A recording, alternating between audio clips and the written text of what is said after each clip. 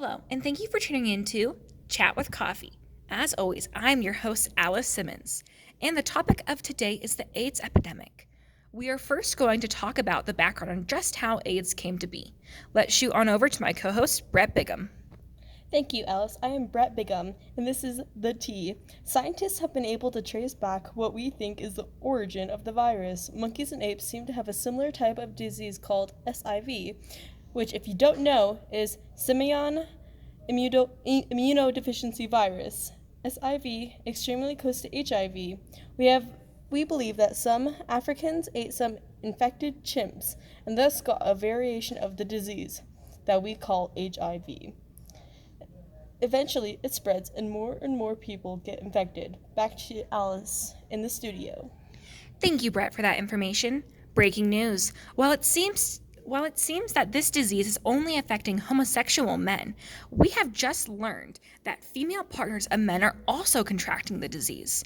Everyone, the Food and Drug Administration has now just announced that they are releasing blood tests to see if you may have HIV.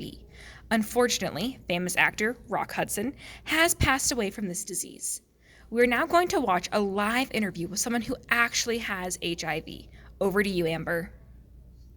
Thank you, Alice. I am here now with someone who is currently experiencing this very problem. Kevin Kren is a sales clerk at our very own Hills. Kevin has agreed to give us an interview about his experiences and answers to our questions. Let's begin. So, Kevin, are you a homosexual? Actually, I'm not, but many people do not believe me. There are many who call me names that are undeserved, all because of this disease. If you're not gay, then what is the reason that you have this disease? Do you know how you got it or what caused this epidemic? Well, I can't say that I know. I have searched for the answer and could never come up with one that seems plausible. Could it be that you shook someone's hand and received it that way? Or maybe you bumped into someone. Can you remember any such thing as that? I have not touched anyone lately, and I am just barely diagnosed with it. I don't remember anything about touching anyone.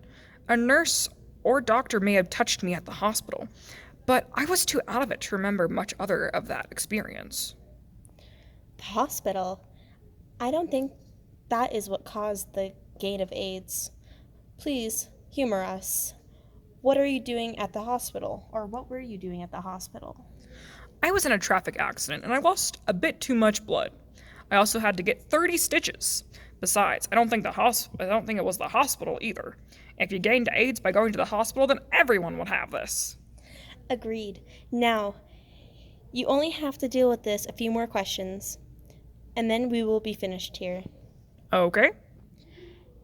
How did you know that there was a problem?